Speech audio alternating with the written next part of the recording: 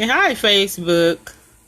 Hi, everybody who may get a chance to look at this from Facebook to our podcast family and all the other television and anybody that gets a chance to look at this. We're coming to you again because we have this second program that's coming up. We decided to name it Expressions with Londen. And as you can see on our display, we have our special guest, of course, yours truly, but we have our special guests, Amanda and Rick. Hi, Amanda. Hi. Hi, London. Hello, everybody in Facebook land. And hi, Rick. How are you?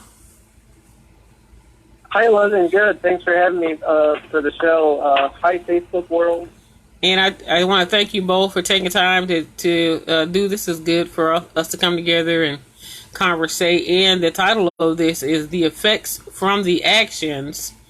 And it's our community speaks. So we're just speaking, and I was real interested when I saw Amanda had placed something on Facebook, and because of her family, the way her family is structured, these things go on, and just people all over the world are being affected.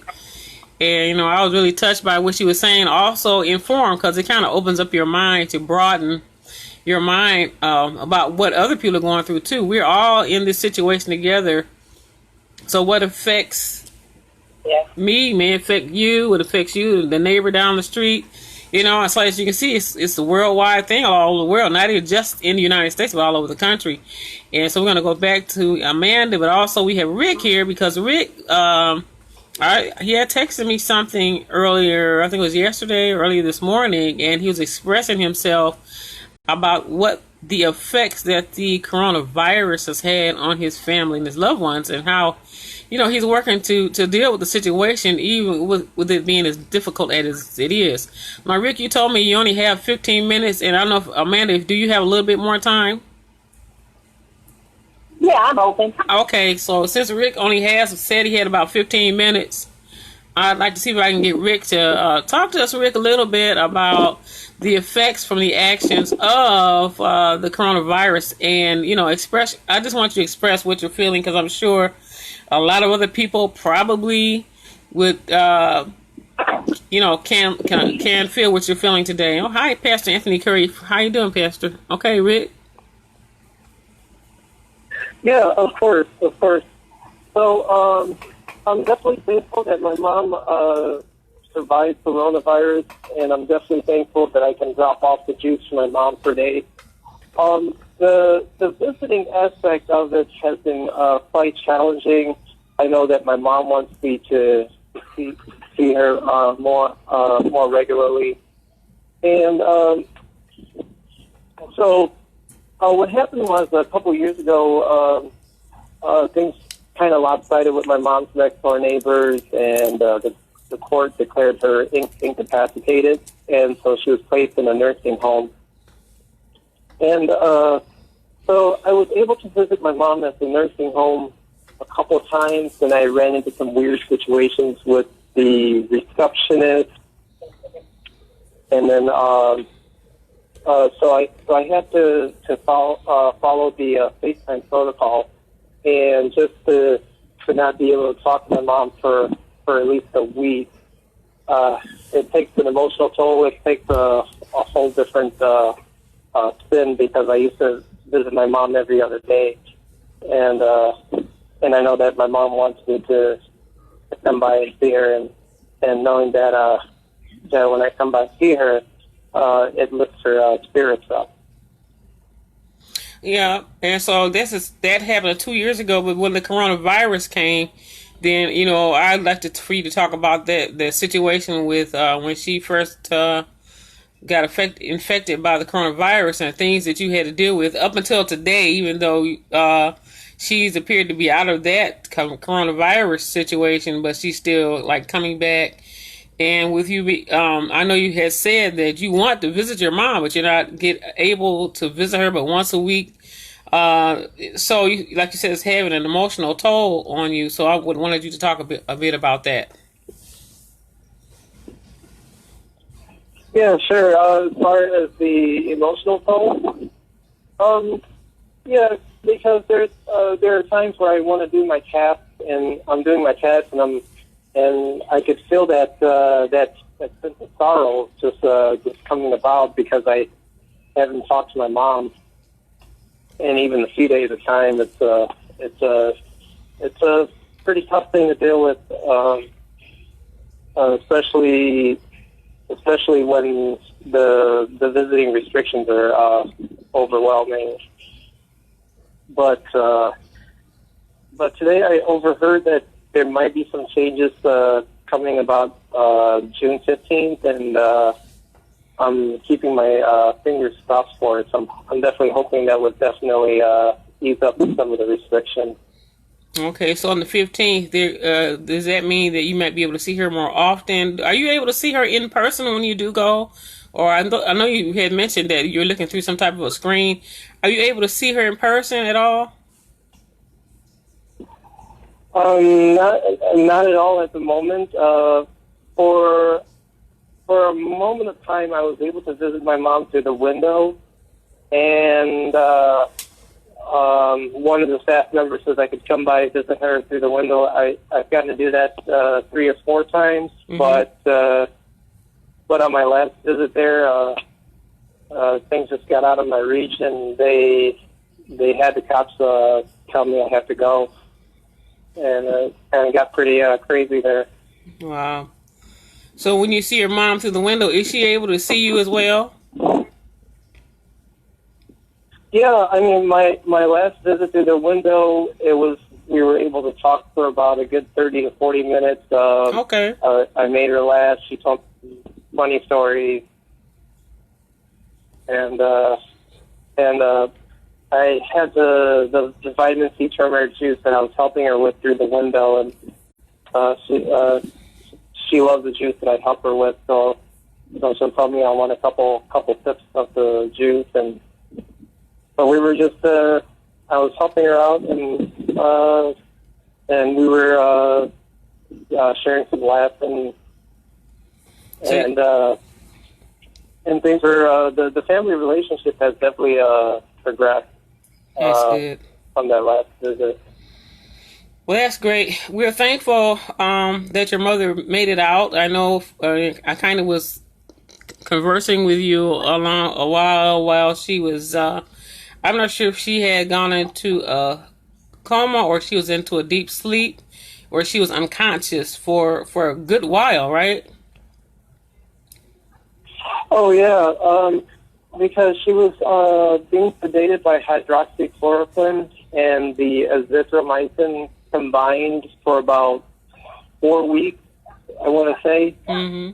And I could tell that the medicine did some type of damage to her because she was barely able to move, and her memory was like her memory wasn't there. So it was just it was a day-by-day process where her memory was starting to come back together some. Mm-hmm.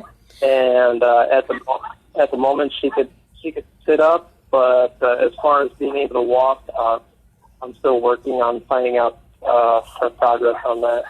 Well, also she was on a ventilator for quite a while, over a month, wasn't it? Oh yeah, she was on the ventilator for about 5 weeks. On the 4th week, I somehow convinced her primary care doctor to help her with some vitamin C per day. And since that point, her oxygen was improving on the daily. And by the Wednesday after, she was finally free from the ventilator. That was an awesome time. And I do remember, we want to tell the listening audience, the vitamin C and also vitamin D is a suggestion to boost the immune system, I rather. So, I remember you were telling me that when she was, it was almost like having a party over the phone when you told me that your mother was off of the ventilator, because I know you were worried about her getting lung damage. So, from listening to all of that you have been through with your mom and with Miss Victoria has been through all the way to this present time, I think if you are sedated and unconscious for a good month, I'm sure that it can kind of just knock your body all out of whack as far as your mobility, your thinking, and then we just thank God that she was able to wake up and begin to breathe on her own. And so you have a lot to be thankful for. That right at this point she may not be walking, but I remember when you said she couldn't get up or sit up. Now she's sitting up. So it's a progressive healing and a comeback. And everybody's different. So we see that progress, and so we're very happy for you, Rick. And of course, we're praying for you and your mom. And I think it's very nice that you're a good son, which a lot of people are. You go to see your mom any way that you can. To the point where now you can see her through the window. I remember when you couldn't even see her, you were FaceTiming her. So tell your mother hi, and thank you for taking time to tell us how your feelings about what the coronavirus has done to your family and the progress of it all. And we all are emotional, and we're emotional with you. We feel you because when you have family and loved ones, we all want to be together. We all want to support each other. We want to love each other, and we know that family support and love does help with the healing process. It helps with your mind and everything. So lifts up your spirit. Mm-hmm. So I want to commend you for hanging in there, because I know you've been sticking with this for a while, for quite a while, and you're a trooper. You haven't given up, and your mom's a trooper. And we give all the glory and honor and thanks to God, and prayers work. Oh yeah, absolutely. There were a couple times where, because I was up against healthcare workers, and one was trying to tell me something about my mom's heart, and then I asked them if she could write down Jesus heals and place it on their IV pack. And there was another time I had another healthcare worker put Jesus heals or Jesus loves on her IV hydration pack another time. And I know that positive words and prayers definitely have a huge impact on healing and keeping your loved one going. Yes, I'm definitely a witness of that myself. Well, Rick, I thank you for your time, and I know your 15 minutes is just about up.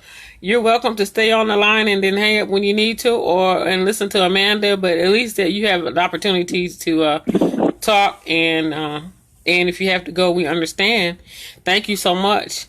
And now we'll talk to Miss Amanda. I thank Amanda for coming on the line. She has some very important feelings and just some expressions that I think that once she reads the information or says how she feels and what she's going through, so that we can not just feel for just us or in our circle, but just feel for everybody. Everybody's affected. So, hi Amanda, how are you doing today? I'm well. Thank you, Londen. Okay. I just want to simply just read a post that I had written on Facebook before. It came from my heart out of confusion and all these protests and the anti-racism and the police brutality, and just a lot of lamentation of what was going on inside me. And I just wanted to go ahead and read this post rather than have a discussion. So I'll start now. Thank you. White Americans must not only acknowledge our white privilege or simply state that we are not racist, we must become anti-racism for any type of meaningful change. We must move out of our comfort zones and maybe even be inconvenienced. If you took offense to a black NFL player taking a knee against police brutality, if you take offense when you hear the term Black Lives Matter and want to add that white lives matter too, if you call for the National Guard or the police to come in and arrest peaceful protesters for simply breaking the curfew, if you can turn a blind eye or explain why the knee of a police officer on the neck of a man killed while 3 others stood and watched doing nothing, you deny your white privilege or even the existence of such bias, You are perpetuating American racism. You are that knee on the neck of my black sisters and brothers, mothers and fathers, husbands and wives. You are killing my black children and grandchildren when you stand by without protest. How can we move forward, one nation under God, in this state of national outrage? How do we become united when we turn a deaf ear to the suffering? As a white woman married to a black man, I'm in a constant state of turmoil. My children and grandchildren are not less than, but they're made to feel so. Society has put its knee on their neck and is choking the life out of them while America stands by and watches them die. I don't have the answers, but I want to learn. Am I to tell my child that all men are created equal unless you have black skin? Am I to tell him that not all Americans view him as equal or value him as a man? Why do I have to teach him to act a certain way if he's ever approached by the police? We live in an age now where nearly everything is caught on camera, and still we refuse to acknowledge our white privilege. If you think that term is overused and or not true, then you're a huge part of the problem in America today. My question to white Americans is this: what do we do to stop this racism? How can we help? How can we be heard? How can we tell our black Americans that we value them and they are equal to white Americans? How can we show them this is true? It's not evident in the lives that they live. Our reality is not their reality. How do we reform not only our biases, but our police forces? How can we be a conduit of change? We must commit ourselves to tearing down the structure of white supremacy. We must acknowledge that our advantage as perpetuating the death of a nation.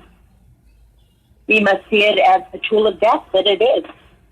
We must take our knees off the necks of our men and breathe life back into them. We must see that racism is an offense against all Americans and against God. We must allow human beings the dignity of life without it depending on the color of their skin. But where do we start? How do we begin to heal? I say we begin by listening, but that's only a start. We must listen with our hearts and without becoming defensive. We must acknowledge that we have been taught that it's better to have white skin from a very early age. We must unlearn our prejudice. We must rebuke the cruelty. How can we claim to be a great nation when we use the neck of our citizens to stand higher? We can't. We're not a great nation or a great people living up to God's purpose when we allow this unjust treatment to go unanswered for as long as we have. We must speak up for those who have lost their voices crying out for justice. We must become enraged for those who are violated. We must demand equality in all arenas for all people. We must destroy racism and become just a human race. We as white Americans must tear down the system of white supremacy. I am in turmoil in my skin. I cannot even imagine the terror of being black in today's society. Well, and I'm going to leave that there. That's all I wrote. That just came to my heart, and like I say, it was my heart crying. Yes. And it comes from a place of confusion. I don't know what change I can make. I just know I want to be part of it. Well, just what you did when you agreed to come and just read that says a lot. That was a discussion right there, and what you had to say covered a lot of territory. It was very heartfelt, and it's I could understand it. I'm sure many people can understand it, and I'm sure that there's other people that that's living in your shoes as well. So that is part of the change. That is what you did is part of the change, and what you said is very impactful. And I'm sure that people that will continue to listen to this is something that you don't just say one time. If I got a hold of this, I got permission. We can hear it again, and we can hear it again, yes. and we can hear it again. because so that it can resonate in our minds, in our thoughts, in our spirits. And the spirit that you have, along with what you're saying, definitely I can tell is very genuine, and I can hear and feel the turmoil and the pain that you're being affected by, your family's being affected. So this shows the whole world that each and every individual is being affected. So whatever happens to my neighbor next door, whether we say hi or if we don't say hi, or whether they like you or you don't like them, but if you don't want to see anything dangerous or something like that to happen to them, random things like this just pop up, because that means it could be any one of us, and what it does is it can overflow into other areas, not just the area that we see it in. It overflows, and it's very impactful. So I appreciate that. God bless you, both of you, and God bless you so much for reading your thoughts. And it takes a lot just to even write that and put on Facebook, but for you to actually say it, it adds a different type of effect to it, because we can hear your voice, we can see your picture of your face, and I can feel your spirit in what you're saying. So, and what you're saying is telling the truth. It's bringing people together. It's bringing hearts together. It can teach people how even to bring people in to have a better understanding and to love. Like you said, you don't know how to do it, but what you did is you reached out. And so that's what more of us need to do, no matter who we are, no matter what color we are, no matter what situation we are in. And we do see a lot of this across the country, but that is more than so many mouthfuls for what you said. Covers a lot of territory. It covers what's going on with the Black Lives Matter. It covers what's going on in your home, what you have to deal with because of you're in an interracial marriage. So now your baby is he's Caucasian and he's African American. And as far as society is concerned, and I know what you're saying, as far as society is concerned, when they see him, they see black. They see the African American in there. So I can understand the concern that you would have for your child, nonetheless your husband, because he's an African American man. So I do still applaud you. Thank you for your support, and thank you for just taking time to read your heart, and let people know that we can work together and things can change. What you just did is bringing about a change. I know you say, what am I going to do to make a change? You just did it. You just did it, and you keep doing it. So somebody's giving you a great thumbs up. Shimon Beasley, thank you for tuning in. And I will appreciate that. I appreciate the show. With all the things that's going on in the world today, and what I do is broadcasting and mass media, and the creativity inside of me, God has given me the gifts and the skills and the know-how, and if I don't know how, I'll figure out how. But it opens up the doors for we can have this platform where we can reach out and people can listen. And what's so great about Facebook is if somebody's not listening right now, maybe later somebody will skim by and let me go check this out. I want to go check this out. And I noticed that a lot of the programs that we do, and also we find that a lot of people listen, but we don't see them listening with their names. They're listening without, without notification. So, making a difference. This is what you call making a difference the best way that you can. So that's what you're doing. That took a lot of, I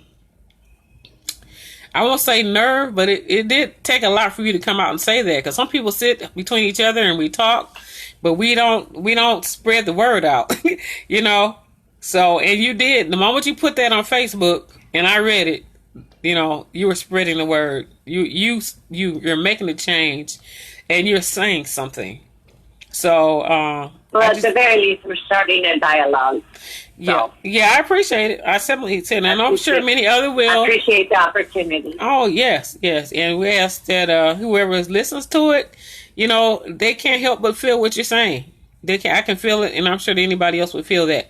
So between you and that young gentleman, Rick, expressing yourselves, both of you, a very heartfelt person. I appreciate the fact that you're speaking out, and that's what's so good about the social media. You can speak out, and people will hear, and it brings about change. As a matter of fact, because of social media, part of why we are here doing what we're doing and all the things that's happening all over the world is because people know. So knowledge of things is what helps us to make the change. Seeing things, knowing it, hearing it, evidence of it.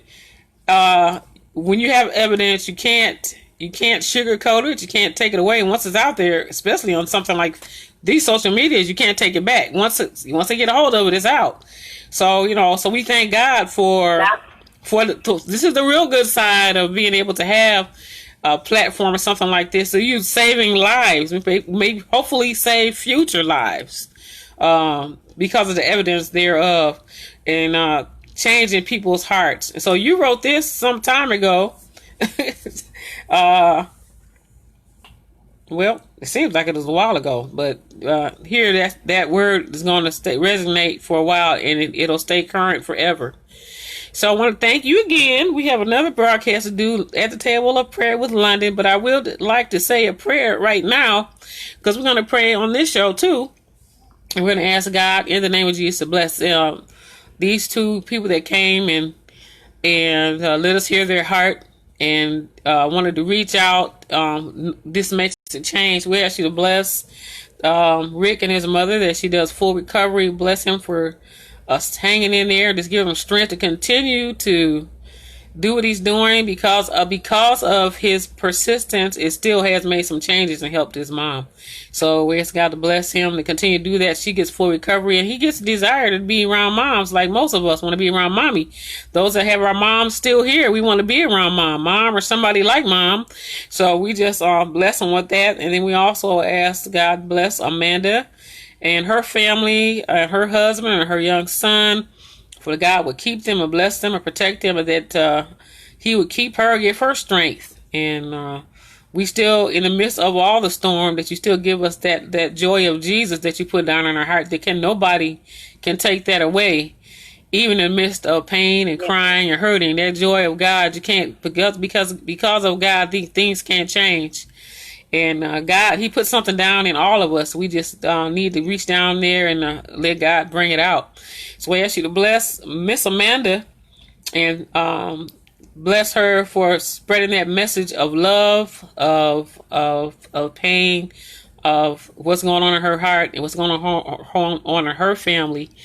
Bless her today in Jesus' name, and bless everyone that's on the Facebook family, everybody that hears this, the podcast, the television, YouTube, wherever it might go, Twitter, any all the social media. Bless any and everybody, whether they get a chance to listen to this or not, that God continue to make this change in this world today. Bless the viewers that we have. We have Simone Beasley, we have Pastor Anthony Curry. We ask, and then whoever else may be listening that I don't see.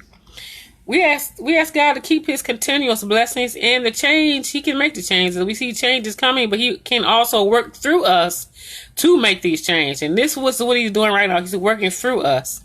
We may not be standing on the street today, or we may not be protesting with the protesters, but this is our way to join in and to make some noise about this. I used to hear the older people say the squeaky wheel gets the oil. So it's best not to be quiet when, if something needs to be done or needs to be fixed, then you got to make some noise about it. But, and peaceful as we do it. But, just the truth itself makes changes. Once it sinks into the mind, into the heart of man, you heard that truth. Whether you want to abide by that truth, once the truth gets in there, that's like the word of God. Once it hits you, whether you want to do it or not, whether you want to hear it or not, any kind of truth, once it gets in your mind, you can't erase it. So even if we want to pretend that we didn't hear it, but once, like what we're doing, comes out, it's going to hit. It's out there. It's not even just going into people's minds, but the spoken word is going out into the world. It's like the spirit. And like they say, what you speak with your mouth can make a change, so we speak positivity. We pray, but we also speak positivity. We speak, deliverance. We speak relief. We speak love. We speak togetherness. We speak these things. Just what? It goes out into the spirit of the world. Those things that we're doing is going into the spirit of the world right now. The change is being made as we can speak, and you're a part of that change. So I want to thank you once again, and thank you for tuning in to Expressions with Londen. And I'm looking for more people that want to come on and express themselves about what's going on in the world today, even what may be going on in their own personal lives that made the changes in their lives. So all of us are being changed today because of now we got a social media, now we got a social existence, now we got to do this, now we got to do that. And for those that abide by the rules, and then you know, one thing I would like to talk about one day, how many people just don't go by the rules because of their own personal feelings. But we have to remember that if I care for you, then I'm going to abide by the rules so that I can not just care for me, but I'm going to care for my neighbor. And I've run across a lot of people. One person said, well, I'm just, I don't need that mask. God got my back. But then what about me? Like, so if you're not sick, if you're not feeling sick, but how do I know you're not contagious? And if you breathe on me or cough on me, then what? So I'm not doing it. We got to come out of myself. This is for me, myself. I do it this way because this is my right. But the right thing to do is try to care for your fellow man along with yourself, because we're all still going to be affected. So, but these are so many things that we can talk about. But thank you so much. I love you both.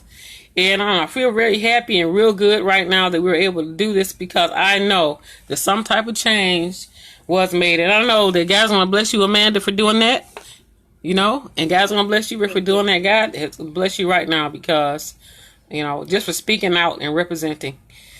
God bless you all. And Facebook, we'll be back at 3 o'clock at the table of prayer. We're going to be talking about righteousness begets right. It's like if you plant that right seed, what do you expect to come out of that seed if it's good? Goodness. It's just the way it is. So we'll be back around 3 o'clock with Dr. John D. Milburn and Pastor Darlene Bell and yours truly. Love you too. God bless you. Thank you, Facebook. I'll talk to you in a minute. Thank you. Bye-bye. Thank you.